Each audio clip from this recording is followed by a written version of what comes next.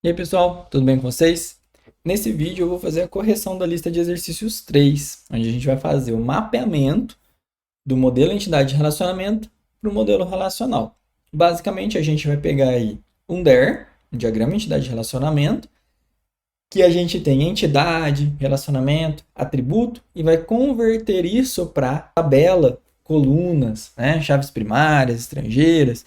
Então muda um pouquinho aí os conceitos. A gente tem algo anteriormente mais modelo, lógico, a gente começa a ir para um modelo um pouco mais próximo ali do físico. Só para a gente relembrar então antes, como que é feito esse mapeamento? Basicamente a gente analisa alguns pontos ou a gente identifica cada um dos elementos conceituais lá do DER e vai transcrevendo eles para tabelas. Então a gente tem aí 8 etapas, onde em cada uma delas a gente verifica um elemento lá do DER. Por exemplo, no primeira etapa é mapear todas as entidades regulares, as entidades. Depois a gente vai para as entidades fracas. Depois relacionamentos, um para N, muitos para muitos, né? M para N. Os relacionamentos ternários, né? Os enários, ternários, quaternários, daí por diante. Depois os atributos compostos e multivalorados. Depois aí a generalização e especialização e as agregações. Algumas pessoas já meio que vão fazendo aí, né, algumas coisas no meio do caminho. Não tem tanto problema, mas às vezes é interessante no final vocês repassar e verificar se todas essas etapas foram cumpridas.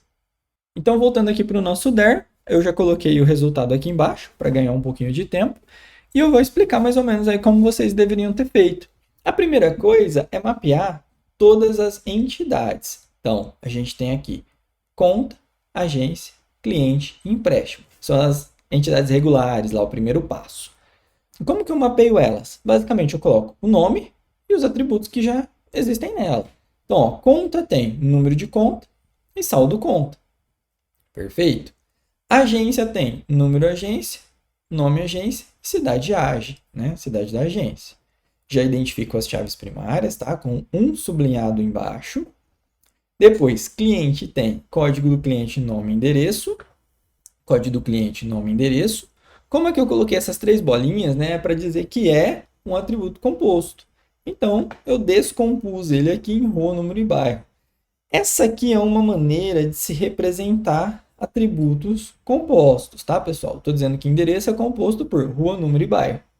Então, o ideal é que vocês vão ver que eu fiz algumas coisas aqui que eu não desnormalizei, tá? Para que depois, nas atividades de normalização, a gente possa fazer isso juntos, tá? Então, tem algumas coisas aqui que de propósito deixei, entre aspas, errado, para depois a gente poder resolver. Então, se algum dia vocês verem que endereço, rua, número e bairro, vocês sabem que endereço é representado por rua, número e bairro. Então, vocês podem remover esse endereço daqui. Bom, além do cliente, a gente tem também empréstimo, com o número do empréstimo e valor do empréstimo. Tá vendo que as quatro primeiras linhas aqui foram as quatro entidades regulares, tá? Eu não falei desse atributo e nem desse ainda, porque não era para estar aqui ainda, no passo 1. O passo 2 é mapear as entidades fracas. Não tem, eu passo. Depois é os relacionamentos um para um. E a gente não tem, ó. A gente tem um para N, M para N e M para N. Passo também. A quarta etapa é os relacionamentos um para N, onde o N, a entidade de cardinalidade N, recebe a chave primária da entidade de relacionamento 1, cardinalidade 1. Então aqui, ó, a conta vai receber o número da agência. Foi o que eu fiz aqui nessa primeira linha. Conta recebeu o número de agência como chave estrangeira. Então, por isso eu coloquei 2 sublinhados aqui. Tem mais um para N aqui. A mesma coisa acontece. Empréstimo, que é N, recebe a chave primária do 1, que é da agência, numa agência. Então, eu vim aqui em empréstimo e coloquei como chave estrangeira o número da agência. O próximo passo é mapear os muitos para muitos. A gente tem dois aqui, ó, depositante e devedor. No caso do muitos para muitos, ninguém recebe nada. Cria-se uma nova relação, uma tabela, com o relacionamento. Então, depositante, ó, veio aqui como uma nova tabela. E aí, o que acontece? Depositante recebe a chave primária das duas tabelas na qual ela se relaciona, como estrangeira. Então, o num conta tem 2 sublinhados aqui e o código do cliente 2 sublinhados aqui. Num conta vem para cá, código do cliente vem para cá. E ambas, né, juntas, formam a chave primária dessa relação, ok? A mesma coisa acontece com o devedor. O devedor vira uma nova tabela e recebe o código do cliente e o número do empréstimo. Ambas vieram de outra tabela, então elas são chaves estrangeiras e juntas elas formam a chave primária. Bom, já falei para vocês sobre isso nas aulas, vou dar uma reforçada aqui. Por que a gente não pode escolher um ou outro para ser chave primária? Por quê? O cliente, por exemplo, ele pode fazer vários depósitos. Então, o código do cliente vai aparecer várias vezes nessa tabela, com o número da conta na qual ele depositou. Na verdade, o número da conta também pode aparecer várias maneiras nessa tabela depositante. Agora, os dois juntos criam uma unicidade. Em alguns casos, isso não acontece. Então, você pode colocar aqui também uma data e hora do depósito, entendeu?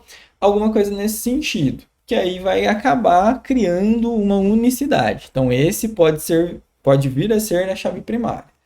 Em alguns casos, onde isso fica muito complicado, tem um exercício para frente que isso acontece, o indicado é que você adicione um novo atributo aqui, né? Código depositante, por exemplo, para controlar isso melhor. Nesse exemplo, a gente foi até a etapa 4, né? A etapa 5 seria ternários, a gente não tem. Atributos compostos e multivalorados, a gente até tem aqui como resolveria isso, removendo endereço, deixando rua, número e bairro, mas eu falei para vocês, né, que eu vou deixar isso meio que de propósito para a gente resolver isso lá na normalização. E depois a gente faria casos de especialização, generalização e agregação, que também não tem. Então, nem sempre a gente vai fazer os 8 passos. Nesse caso, a gente fez os 4 primeiros, pulou 2 deles, né? A gente pulou aí também algumas etapas, que era do atributo a entidade fraca e do 1 para 1, né? Que não tinha. Né? Então, a gente fez poucas coisas aqui. A gente fez 3 só, né? Entidades regulares, 1 para N e M para N. Então, daqueles 8 passos, a gente só usou 3. Não tem problema nenhum nisso. O bom é a gente passar por todas as etapas para ver se tem alguma dessas outras coisas. Se não tiver, bola para frente. Então, aqui nesse segundo exercício, a gente já percebe algumas coisas diferentes que não teve, né? A gente não encontrou no exemplo anterior. Mas mesmo assim, a gente precisa começar lá do primeiro passo, tá bom? O primeiro passo é mapear as entidades regulares: professor, aluno e disciplina. Cada uma apenas com seus atributos. Então, o professor está aqui com o código prof, que é a chave primária, o nome, e nesse caso aqui eu já descompus no atributo composto, endereço, tá bom? Poderia fazer isso lá na frente, mas eu já fiz aqui. Não tem problema nenhum. O interessante é que, no momento que chegar na etapa de fazer isso, que é a oitava, né, a sétima, a gente pode verificar se isso já foi feito. Se foi, maravilha, bola para frente. Turma. A turma vai vir depois, tá? Apesar de estar aqui na ordem, o ideal é que a gente faça ela depois, porque ela precisa de atributos de outras entidades. Então é importante as entidades regulares estarem feitas antes. Então a gente vai agora mapear aluno, RA, nome e telefones. Aqui, se vocês perceberem, eu deixei telefones aqui bem fraquinho para representar um atributo multivalorado no mapeamento. A princípio, a gente coloca ele dessa forma. Depois a gente vai resolver isso, quando chegar na etapa. Disciplina com sigla e nome vem logo aqui embaixo. Tá? Já coloquei chaves primárias, já resolvi tudo, tá tudo certinho. Agora vem a entidade fraca. Como que é mapeada uma entidade fraca? A gente coloca nela todos os seus atributos, código e número. Então aqui em turma tem código turma, que é a chave primária, e o número de alunos, que é um atributo secundário. E aí sempre as entidades fracas recebem a chave primária da atividade, a chave primária da entidade na qual ela depende. A turma aqui depende do professor e da disciplina, certo? Sem, né, uma turma e uma disciplina, sem um professor e uma disciplina, não acontece uma turma. Então ela vai receber essas chaves primárias, que é o código do prof, do professor, e a sigla da disciplina. Tá vendo por que ela precisa vir depois das entidades regulares? Porque ela vai receber as chaves primárias das outras tabelas, tá bom? Então, e depois dessa etapa, a gente vai mapear o 1 para 1, que não tem, e o 1 para N, onde todos os N recebem as chaves primárias das entidades 1, que deu meio que na mesma, né? Ó, turma é um 1 para N, administra com o professor, então recebe a chave de professor. Isso já aconteceu. A mesma coisa acontece aqui, ó, turma e um composto, né? Turma e disciplina. Turma é N e ela também recebe, tá? Ela é N aqui num ternário. Isso não acontece agora. A gente não vê isso agora. Acabou agora, né, e os 1 para 1. Então, turma, por ser uma entidade fraca e 1 para N aqui, 1 para N aqui, ela recebeu aí o código do professor e a sigla. Como, né, ó, 2 risquinhos embaixo aqui, como chaves estrangeiras. Então, a gente viu a entidade normal, a entidade fraca, 1 para 1 não tinha, 1 para N, né, a gente acabou de ver aqui agora. O próximo passo são os muitos para muitos, que é o matrícula. Então, matrícula ele vai vir a ser aí uma outra tabela que recebe a chave primária das duas entidades na qual ele se relaciona, RA e sigla. Elas vêm a princípio como estrangeiras e ambas juntas aí formam a chave primária, beleza? Depois disso, né, dos muito para muito, vem os ternários. E a gente tem aqui o monitor. Ó. O monitor ele se relaciona com 3 entidades. Então, ele também se torna uma tabela, monitora. E aí, o que acontece? O monitor vai receber o código do professor, o código da turma e o RA do aluno como chaves estrangeiras. Tá vendo? Então, todos eles aqui. Se vocês prestarem bem atenção, o monitor ele tem nota, que é um atributo. E o média aqui, pessoal, ele é tracejado. Tá meio ruim de ver, então vou fazer uma vista grossa, tá? Mas a média, ela não existe, não é um atributo, né, um campo. Vocês vão ver lá, quando vocês aprenderem SQL, que com base nas notas, a gente faz um cálculo e tem a média. Então, a média não é colocada no sistema, ela é calculada com base nas outras notas. Quando eu vou lançar as notas de vocês mesmo, eu não lanço a média, eu só lanço as notas. A média ela é calculada. Ou seja, esse é um atributo derivado. Esse tracejado meio que indica que ele não existe, mas existe, né? Bom, mas não precisa estar aqui no nosso mapeamento, porque aqui é só o que vai ser implementado como tabela. Bom, a gente parou aqui no ternário.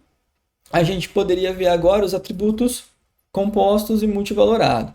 Tem um atributo composto aqui que eu já descompus e tem um multivalorado aqui, ó, o telefones.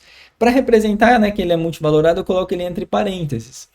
E para resolvê-lo, o que eu faço? Eu removo ele daqui, crio uma nova tabela envolvendo esse atributo, né, que é o telefone do aluno. Então, aluno telefone. O que acontece nessa tabela? O telefone vem para cá, como um atributo normal, e eu preciso saber de quem é esse telefone. Então, eu pego a chave primária da tabela, né, da entidade na qual ele está inserido, e uso aqui como uma chave estrangeira, para identificar aqui. O telefone 123 é do aluno 999. O telefone 456 é do aluno 222, e assim por diante. O RA vem como estrangeira e os dois juntos são a chave primária. Tá? A gente não pode ter o RA como chave primária nessa tabela porque o aluno pode ter vários telefones. Logo, esse RA vai aparecer várias vezes. E aqui a gente tem que ter um campo único. Agora, aquele RA com aquele telefone só vai aparecer uma vez. Então, basicamente, nesse exemplo aqui a gente tem isso. Não tem nenhum caso de agregação nem especialização. Então, a gente já finalizou o mapeamento nesse caso. Bom, e aqui no exercício 3, né, no DER 3, a gente tem um caso mais completo, que tem aí casos de agregação, especialização e generalização. A agregação, nesse caso aqui, não está com aquele retângulo, né, que indica uma entidade só no relacionamento, mas aqui é uma outra maneira de representar. Então, eu gosto sempre de variar para vocês verem as possibilidades. Embora esse aqui seja um caso assim mais completo, com mais elementos, a gente sempre tem que começar do começo. Então, a primeira coisa é mapear todas as entidades regulares. Projeto, funcionário, máquina e atividade. Quem quiser pode também colocar aí já técnico e engenheiro, não tem problema. Cada uma com seus atributos. Projeto num proje valor, funcionário num func nome, máquina, código MAC e fabricante, atividade com código de atividade e duração. Feito isso, a gente vai para as entidades fracas. Não tem nenhuma aqui. Depois, relacionamento 1 para 1. Também não tem nenhum aqui. O relacionamento 1 para N, a gente tem. Só que esse 1 para N ele é um pouco complicado. Por quê? A atividade tem que receber a chave primária de engenheiro. Porém, o engenheiro, aqui não está ainda a chave primária, porque a gente não resolveu esse caso de especialização e generalização. Então, por isso que eu deixei ela aqui por fim. Então, é uma pendência, a gente vai deixar ela aqui por enquanto. A gente tem dois muitos para muitos, que é o caso aqui do usa e do participa. O que acontece nesses casos de muitos para muitos? A gente cria uma nova tabela, recebe as duas chaves primárias como estrangeiras e a gente une ou cria um novo campo aí para ser a chave primária. O projeto já tinha sido feito, funcionário também. Aí máquina também, né? O participa vai receber o número do projeto e o número do funcionário, chave primária daqui, chave primária daqui. Ambas vieram como estrangeira, mas as duas juntas formam, né, uma chave primária composta. O usa é um outro M para N que a gente tem aqui. Como que a gente resolve ele? Resolvendo ele, a gente já vai meio que resolver aí, né, o caso aqui da agregação. Como que a gente resolve esse muitos para muitos aqui com uma agregação? A gente vai ter o usa como sendo uma tabela e ela tem que receber a chave primária dessa entidade zona aqui que foi agregada, que é o quê? Esses dois aqui agrupados. Então, usa vai receber a chave primária de participa. Qual que é a chave primária de participa? Num proj e num func. Estão aqui. E qual que é a chave primária do máquina? Código máquina. Também está aqui. Todos juntos formam a chave primária nesse caso. Esse é um daqueles casos que eu falei, né? Que quando começa a ter muita estrangeira para juntas formar uma chave primária composta, às vezes é melhor criar um campo novo aqui, né? Um código usa máquina, sei lá, né? Código usa, alguma coisa assim. Vai ficar mais interessante até mesmo depois, na hora de vocês fazerem as consultas aí mais para frente. Eu deixei assim mesmo, porque seria a maneira aí correta, de acordo com a teoria, mas na prática, adicionar um campo novo aqui para ser a chave primária resolve. Colocando um novo campo aqui como chave primária, a gente tira esse risco daqui de baixo, ele vai para esse campo adicionado, mas esses três aqui, gente, eles continuam como chave estrangeira. A não ser que aqui no participa, eu defina aí um novo campo como a chave primária. Aí é esse novo campo que vem para cá como chave estrangeira. Bom, mas do jeito que está aqui também está correto. Seria a maneira mais correta de acordo com a teoria existente. Mapeei os muitos para muitos. Aí agora viria os ternários, a gente não tem. Composto e multivalorado a gente também não tem. Aí a gente vai fazer o quê? Agregação, que meio que já foi feita, porque é muitos para muitos. E a especialização, generalização. Como que acontece? As entidades, né, específicas, né, especializadas, além do atributo que elas já têm, então, ó, técnico já tem informação, engenheiro já tem o CREA, o que elas fazem? Como elas se relacionam diretamente com o funcionário, porque é um funcionário, o que acontece? A chave primária de funcionário vem para cá como estrangeira e também como primária. Foi isso que eu fiz aqui. Num func é estrangeiro, que veio de funcionário, e é primária, e aqui é a mesma coisa. Uma boa prática, tá, pessoal, é a gente vir aqui no funcionário e colocar um atributo tipo.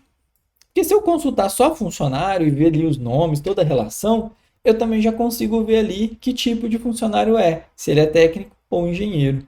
Como agora eu tenho a chave primária de engenheiro, né, que é o número func, aí eu consigo mapear melhor aí a minha entidade 1 para N aqui, né, a atividade. A atividade é N de engenheiro, então a chave primária de engenheiro vem para cá como estrangeira, que é o número func. Beleza? Então, com isso, a gente finaliza esse outro exemplo. Os itens 7, 8, 9 eu não vou fazer, porque cada um fez de um jeito, então eu já dei uma olhada lá nas atividades. E também, com esses 3 exercícios, com esses 3 DERs que eu já fiz aqui a correção, a gente conseguiu ver todos os 8 elementos que devem ser mapeados e como eles devem ser mapeados. Então, acredito que com esse vídeo da correção já é suficiente para vocês entenderem aí o que foi feito incorreto, o que poderia ser melhor, o que está errado, o que está certo, enfim. Então, mais uma vez, caso alguém tenha alguma dúvida, vocês já sabem onde me encontrar. E vocês podem também colocar um comentário, né, fazendo aí a pergunta, a colocação de vocês. Beleza, pessoal? Então, até a próxima aula.